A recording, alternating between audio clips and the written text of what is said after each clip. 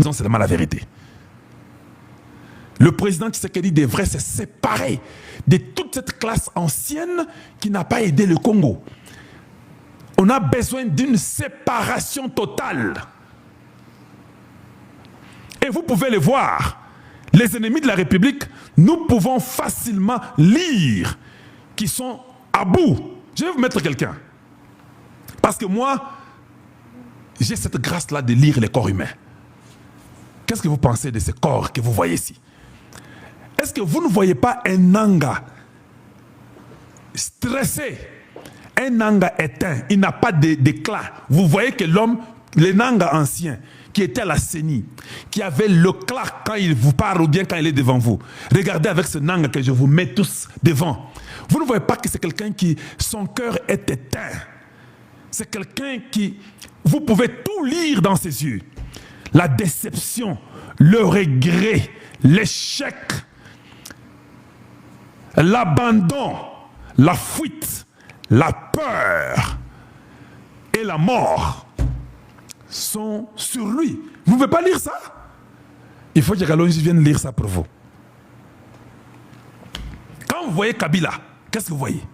Quand vous voyez même Kagame, qu'est-ce que vous voyez? Vous savez voir que ces gens ont échoué. Parce que le corps ne peut pas mentir. Tu peux nous mentir par tes paroles que tu sors de ta bouche, mais ton corps ne nous mentira jamais. Parce que ce que ton cœur sait, il le reflète sur le corps humain. Et le corps doit manifester ce que ton cœur sait.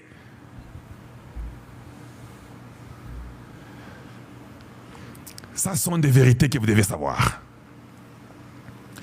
Tu vois, j'ai vu Poutine avec Goïta, tout ça, en Russie et consorts. Je ne suis pas pour cette politique-là. Ça, je vous l'ai dit. Moi, cette politique ne m'enchante pas. La vraie politique commence par vous-même à vous organiser. Les Américains vont nous aider, ils vont nous assister, mais nous devrions être prêts. Saoul a épargné quelques personnes. Il y a quelques enfants et quelques personnes que Saoul a refusé de tuer. Or, il lui a été dit de tuer tout le monde, même les bébés, dans les bras de leur maman. C'est ce que Dieu avait donné comme information à Samuel, de dire à Saoul de faire. Mais quand Saoul est parti, il s'est battu tellement qu'il a commencé à épargner quelques bébés, épargner quelques individus. Dieu s'est fâché. Quand Dieu s'est fâché, Dieu l'a quitté. Et l'onction n'était plus sur Saoul. Samuel est même mort. Saoul a commencé à chercher, comme on dit, les spirites, pour lui donner quand même une certitude que Dieu était toujours avec lui. Vous ne rentrez jamais sur ceux-là que vous avez combattu.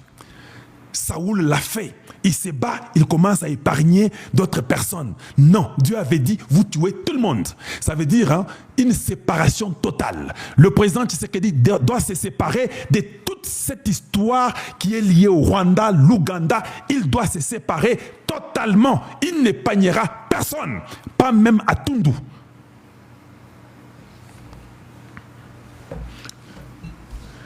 Et ça, c'est un message qui est comme cela, qui n'a pas de sentiment. Parce que quand Dieu dit, toi tu ne viens pas nous expliquer ce que Dieu a dit. C'est Dieu qui l'a dit. Mais Saoul pouvait dire, non mais écoute, tout le monde n'est pas mauvais, non? Il y a des gens qui ont l'expertise. On peut les prendre comme les experts. Quand même Dieu, même toi. Atundu n'est pris que quelqu'un expert? Qu'est-ce qu'Atundu sait? Non mais quand même. Mais Kamere même, c'était contre nous, mais quand même. Oui, quand vous dites quand même devant Dieu, vous êtes fautif. Vous ne prendrez rien. Vous tuez tout le monde, même les bébés. Or, les bébés sont des innocents. C'est-à-dire qu'il y a les gens du PPRD qui sont innocents. On ne prend personne. Parce que c'est une séparation. Dieu ne veut pas de ça. Toi, ne viens pas nous expliquer ce que Dieu a dit. Une petite histoire avant que je sois à la fin de mon émission. Cette petite histoire m'a toujours un peu dépassé, troublé. Et j'aurais peut-être une question pour les gens. Et puis je parlerai de Donald Trump et j'aurai fini. Nous sommes déjà à 1h14, il nous reste 15 minutes. On va aller rapidement. Mais l'histoire, elle est comment? Cette histoire qui me fait un peu, qui me fait bourgeonner le cœur. C'est-à-dire qu'il y avait un enfant du nom de Joseph. Cet enfant dit à son père... Mbote na bino nyonso tu bipa itu bozwami esengo okutana na bino lisusu mukolo malelo nazela ya chaîne na bino ya ba des pères et des mères pour na kolobela signature officielle du test de l'accord à Washington na présence ya sous-secrétaire d'État américain en charge ya ba affaires politiques Alison Hunker oyo accord et signame Kagame aleli na bandaki koyebisa bino ete malembe toko kende na suka pe guerre et aussi la sans que lisasi et beta bana mboka Congo. Washington vient d'officialiser. Ndekolobi, Washington vient d'officialiser. Oui monsieur, Washington vient d'officialiser l'accord. 10 points inscrits à l'ordre du jour. Il y a l'accord oyo ezali signé. Bapwe wana na opesa bino moko sima ya mususu. Parce que d'ici le 27 juin 2025, et cause à la bongo, na présence, il y a secrétaire d'État américain Marco Rubio. En présence, il y a Elon Musk. Oyo cause à la wana, on a signature officielle. Et puis guerre, et c'est la kate et salinini. Et silina. Et bisa kibino, Kagame a okweya. La réserve soit tolobaki na Kagame ke, tokopesa yo oyo zali asuka. Bana mboka Congo. Tolobaki na Kagame ke suka na yo ekozala neti suka Adolf Hitler. Lelo asuki to asuki te. Il est en train de brûler en enfer. Kagame est en train de brûler en enfer. À Washington, on est en train de signer. Lobby les deux équipes techniques, deux experts. Nalabaki Nabino. Voilà pourquoi Nalobaka Nabino que bon moment ça nous qui tokutani boye déjà la première des choses à faire et ça y a ko aimer vidéo, y a ko partager émission parce que awa toza na bisiko yo tolobela kambo kaneti na chaîne Nabino te. Aimez la vidéo, partagez l'émission.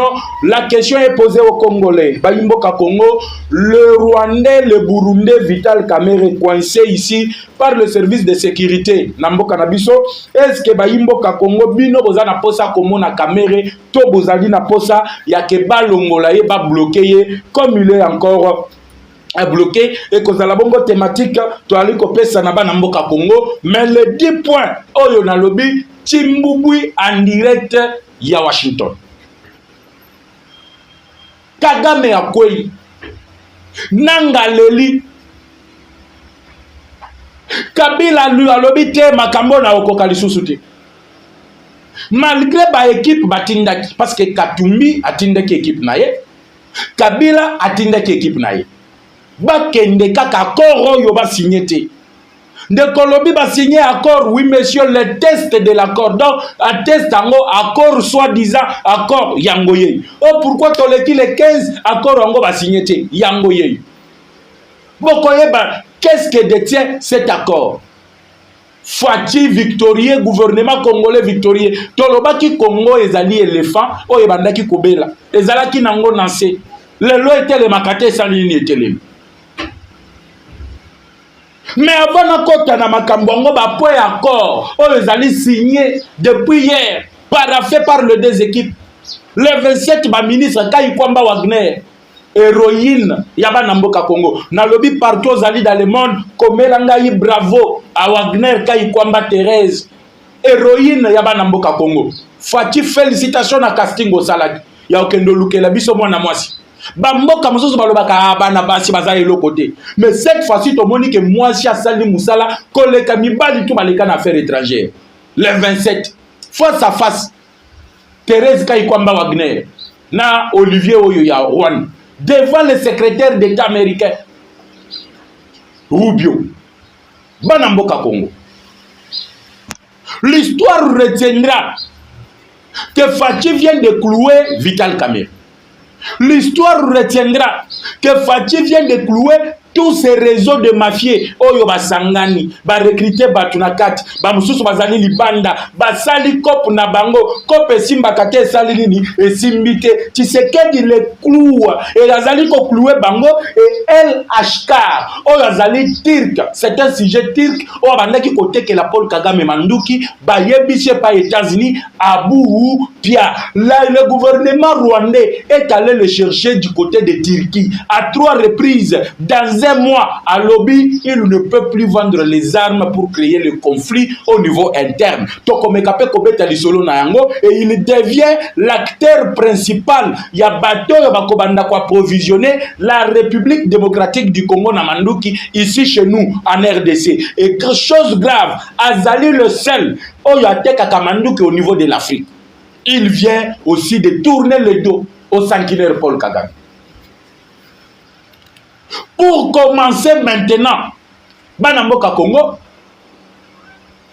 Constant Mutamba, nan vendre, et soukeni bango wapi.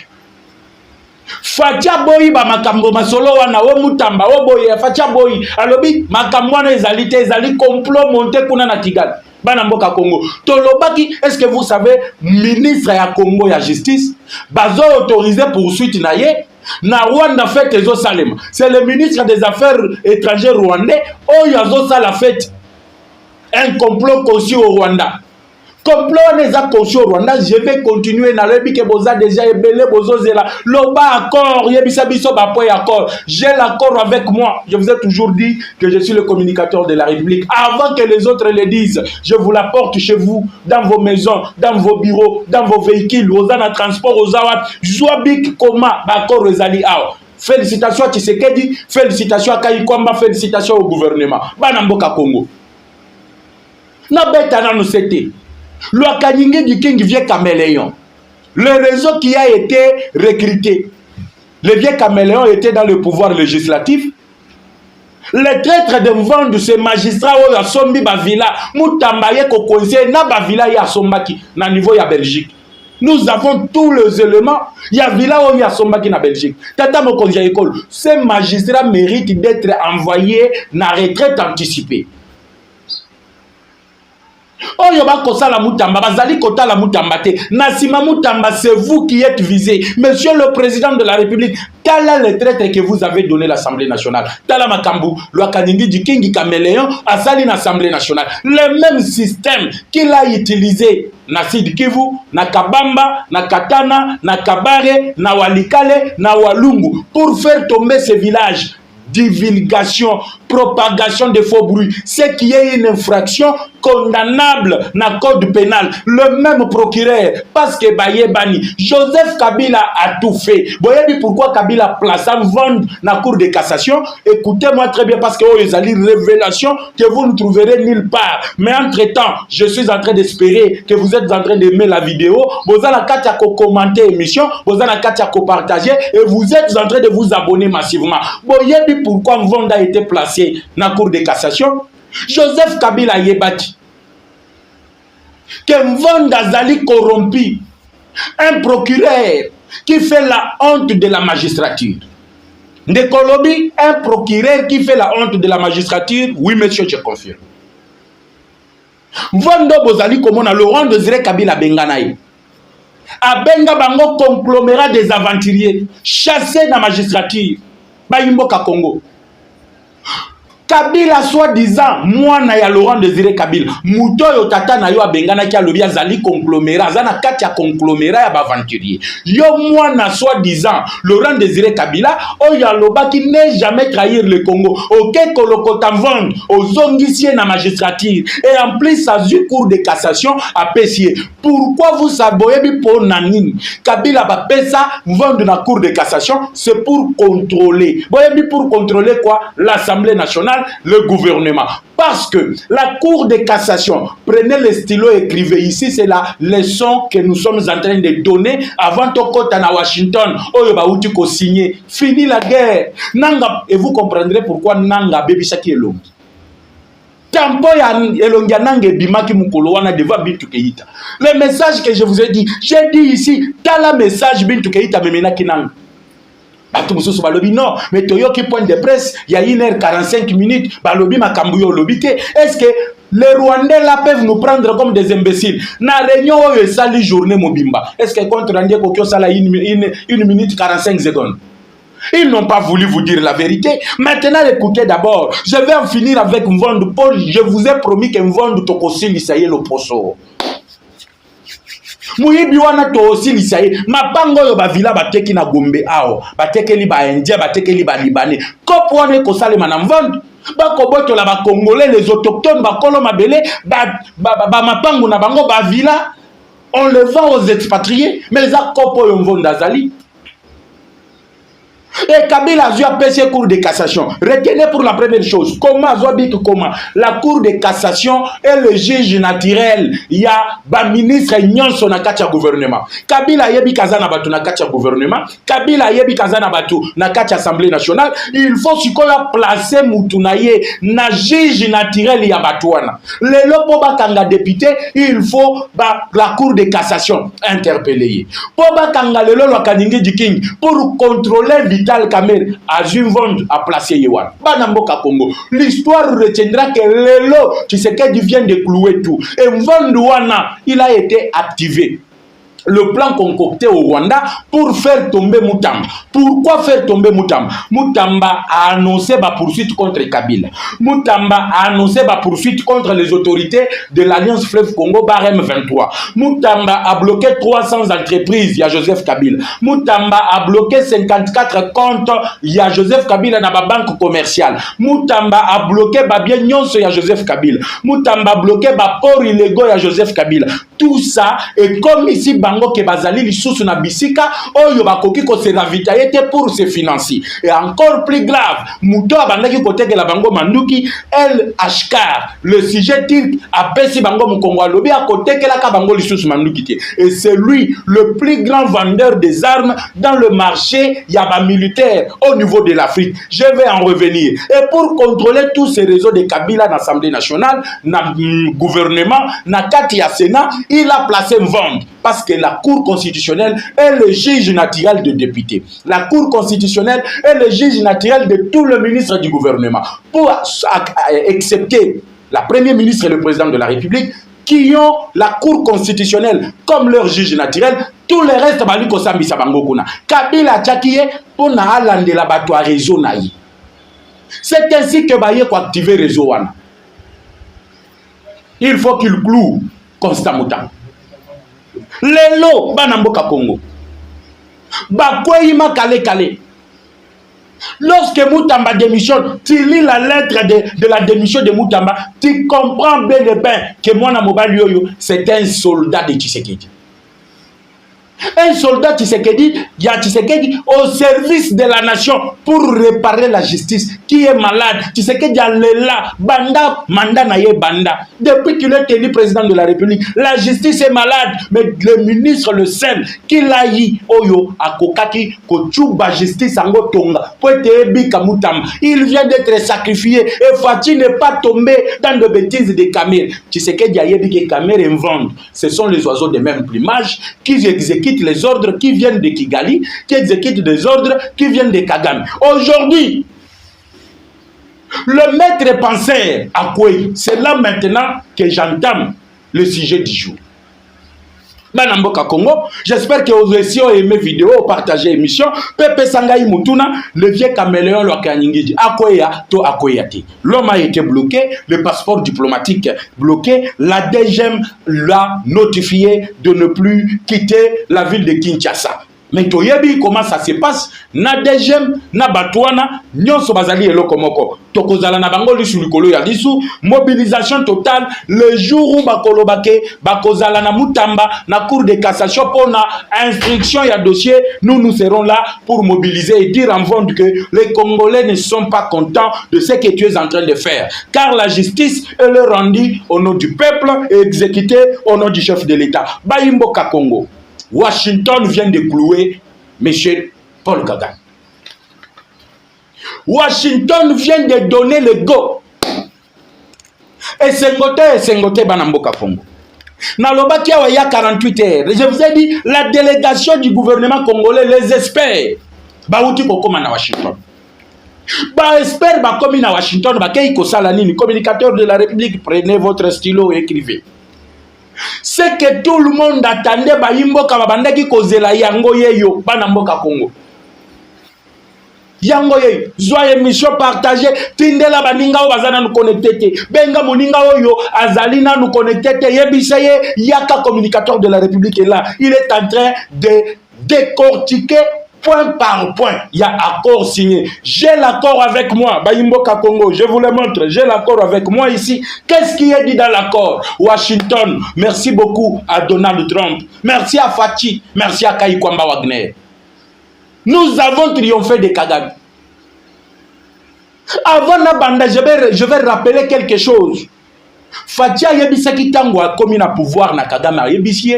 Nous sommes appelés à vivre comme des voisins éternels. Personne n'a le droit d'enlever le Rwanda là où il est. Et personne n'a le droit d'enlever le Congo là où il est. Donc nous sommes appelés à vivre comme des voisins éternels.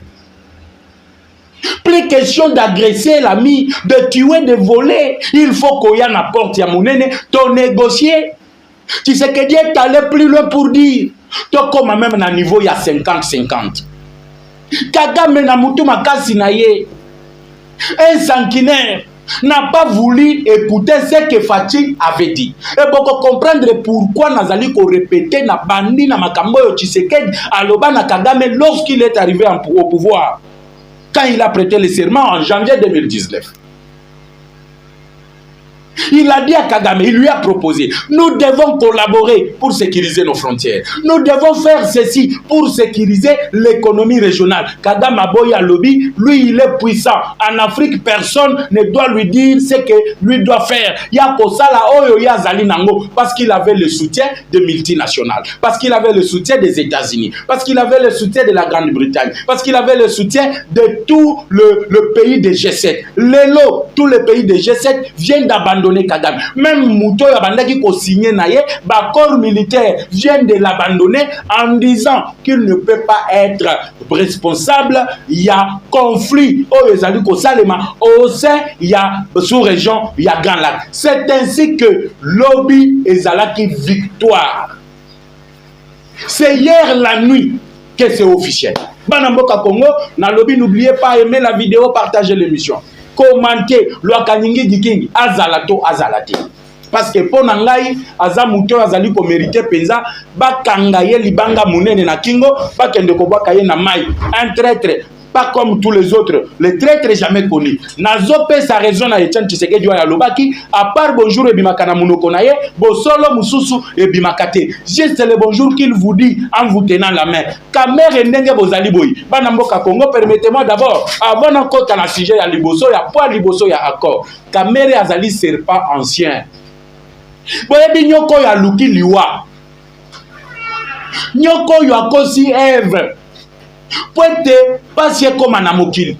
Nyoko yo akosi Ève. Poete liwa ekoma na mokili. Il s'est réincarné en Vital Kamerhe. Et Vital Kamerhe, c'est tout le malheur. Oh, ezali kokoma na Congo. Vital Kamerhe, c'est l'infiltration qui est au Congo. Vital Kamerhe, c'est le brassage qui est au Congo. Et je vais frapper encore Kamerhe bien. Lorsque je vais vous parler de l'intégration conditionnelle, qui est le 5e point de l'accord. Oh, yoto signé lobby, Boutou, Donald Trump à lobby, et Koume la dissouté. Bon signé. Zoasiko Yobik, la première des parties. 1. Respect à intégrité à territoire national. Bayebisi Kagame Nengo Zaboye, désormais, à 1 centimètre à Congo, Koko Talisouté. Et si, à 1 centimètre à Congo, Koko Talisouté. Voilà, ici, c'est la chaîne de père et de mère. Tolobina Lingala Yaba, Tata Naba Mam. Babiloko, Okoyo Kango na ba chaîne Moussou après. Okoyo Kango na Munoko Batu Moussou après. Bisoto ko puiser à la source. Voilà l'accord. Premier point. Le respect de l'intégrité territoriale. Na Lingala Balingini. Balingi ko yebisa Kagame ke yondengo zaboy. Ata centimètre à Congo ko nyatango lisosute. Armée na yo. Ata 1,5 centimètre à Congo ko nyatango lisosute. Tikala e pa inayo. Ce que l'Union Kota na Congo, qui n'est pas autorisé par le gouvernement congolais, au Kota d'une manière officielle, avec la permission du gouvernement congolais. Tout le monde a eu sous-souté. Fini la violation de l'intégrité territoriale. Et plus grave encore, na non-respect à bas point où il y a des sanctions, où il y a des réserver le Rwanda et Kigali. Et d'ailleurs, na Kigali, na minute, tous les dignitaires bakomi kokota avion bazokima. Bazokima nini ote oyo azui place wana azali mutoyo Tshisekedi abandaki ko coopérer na ye. Ici nous sommes en train de fuir konani chasse à la sorcière bakobanda ko poursuivre biso bana Kagame batelemeli le premier ministre bapona bango. C'est le président du Sénat qui va prendre la succession de leur père parce que plata na bango incertitude totale ali ko régner sur sa survie ou pas. Et moi je ne suis pas là, je suis sur le respect de l'intégrité territoriale. Kagame ne peut plus. On le cloue ainsi.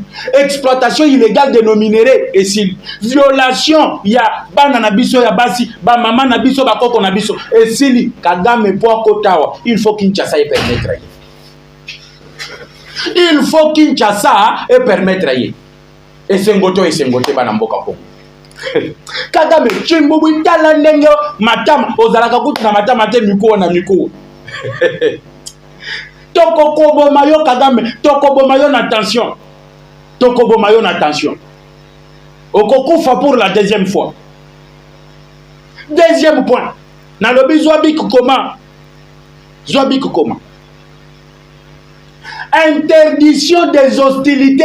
Donc, l'issassie beta l'issoussouté partout, sur tout le territoire, partout. L'issassie beta te, Banamboka Congo, mes frères de Goma, Bukavu, Ruchuru, Walikale, Bande Konanga, Bazalina, Walungu, Bande Konanga, Bazana, territoire à Kabal, Bayebisi Kagame, à partir, il y a le 27, Toyoka, l'issassie beta l'issoussouté. Ça, ce sont les deux équipes de experts qui ont paraffé les tests de l'accord. Accord Wango, on va co-signer par Fatina Kagame. Soka ko se quoi na li fait le place azali kosika na moto akoya ko signer et talibi sote soki premier ministre a okendo signer et talibi sote mais bayebisi Kagame to yo kaliso sous lisa chebeta te. Et il y a des sanctions qui sont réservées à ça. La paix est en train de revenir Samandouki du côté congolais. La sagesse Mutoyo Kagame a befinga ki idiot. Au moins ndenga cloué Kagame. Mutoyo Kagame alobaki l'idiot. Ban Fayulu balobi elilingi ya pamba un pantin. Il n'a pas du pouvoir. Tala le londenga zali ko cloué bang.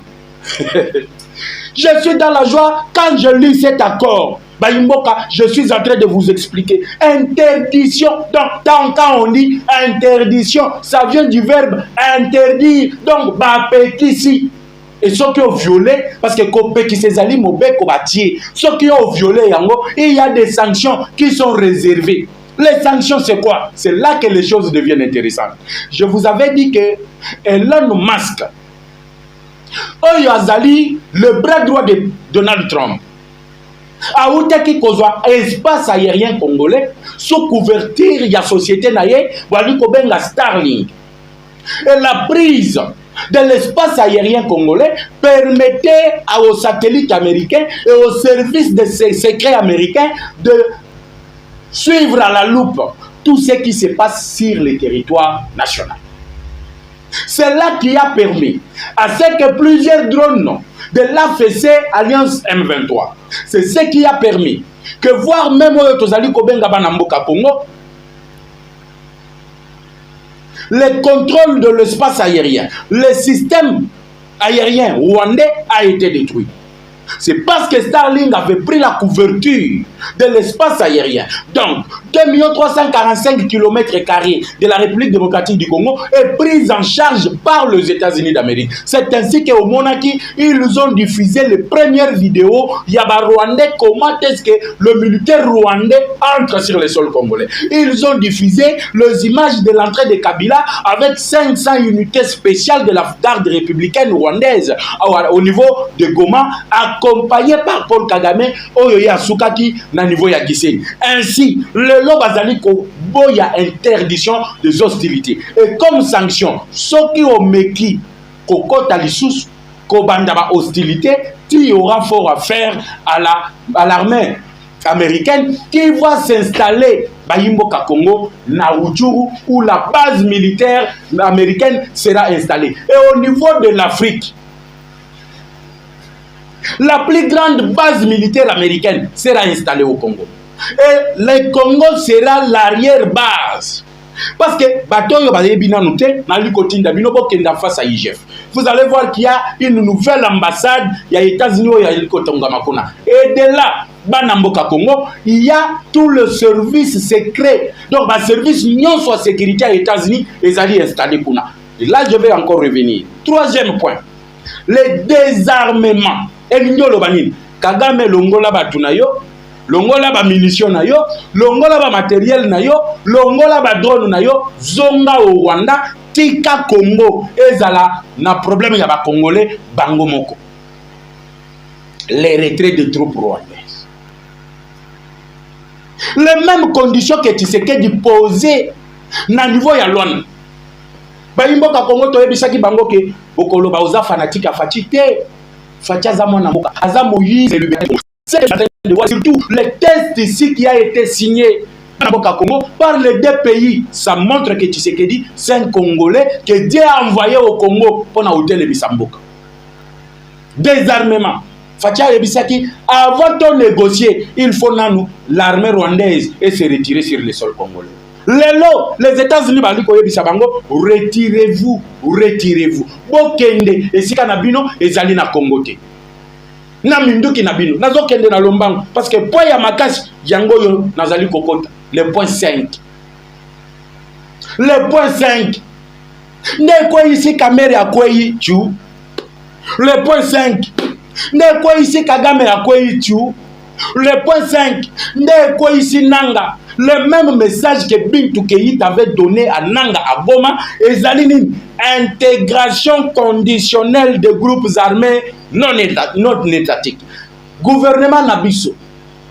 Mosso à l'époque, président de l'Assemblée nationale, a yebisaki bango que topesi bino recommandation. Ndenge gouvernement bozaboye, bokoki kosala brassage na mixage. Tangu caméléon, vieux caméléon, oyo boyebi kabase le koye na mai, aye, ya koloba, non, il faut pas changer. Recommandation wana, il faut changer ça. Il faut autoriser que le gouvernement accepte le brassage et mixage. Fatia lobby, brassage et mixage, les allées ligne rouge, oyo tokoki ko franchir te. Il le dit à Luanda. Kagame kimaki Luanda, pourquoi? Parce que balobaki, brassage et mixage kozalate. Mais le lot, c'est les États-Unis. Et lobby boy, intégration conditionnelle de groupes armés. Donc M23 et Kouy. Le même message a été amené par Bintou Keïta et pas Yanang.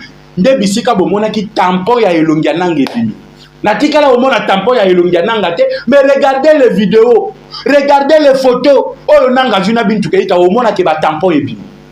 Abande ki opakola Caroline neti kabuni. Toyebite bana mboka Congo. Attention, donc message kaka ba pesa ki ezikisi Elongi ba tampon epimi. Les messages, c'est quoi? Vous devez déposer les armes, les Rwandais doivent rentrer chez eux, vous serez à Kinshasa pour un dialogue inclusif entre Congolais, mais les gens doivent payer de leurs crimes. Makambo bango basali, il faut pas payer yango. Dès awa basali ko préciser intégration conditionnelle. Et loko Kagame aboyela ki ko kende ko signer na Luanda. Vous vous rappelez, lorsque le chef de l'État était parti à Luanda, Kagame Aboya qui kokende na Luanda. Et ça là qui cinquième point. Au Balobaki que il n'y aura pas brassage, il n'y aura pas mixage. Et Tshisekedi vient de gagner la plus grande guerre qui nous était menée. C'était l'infiltration. Nous étions infiltrés à tous les niveaux. L'infiltration, on est bandé qui Kabila nous a amené le brassage et mixage en 2009. Kabila nous a amené le brassage et mixage en 2012. Lelo, Fatia Lobby brassage et mixage à Boupia. Moi, yeba koti sa lisusu ba espion na bango, na législatif, na gouvernement, na armée, na ba service de sécurité, ezali lisusu te. Bana mboka Congo, na li kosuka na bonne nouvelle loi. Les autres points, je vais en parler à 17h. Dans un numéro que vous aurez toujours à suivre sur votre chaîne de Tata et de Mama. Ça a été un plaisir, Banamboka Congo, de vous présenter ces numéros de décryptage de l'actualité politique. Une journée que de bonnes nouvelles s'accumulent, se succèdent. Après rejet et démission, aujourd'hui, les Alima Kamouya signature de l'accord. Et les bonnes nouvelles, les conditions que Fati posait, les Ali conditions, ou les Ali exécutées de l'autre côté. Les communicateurs de la République vous fixent rendez-vous tout à l'heure sur la même chaîne, à la même heure et avec le même plaisir. Ciao.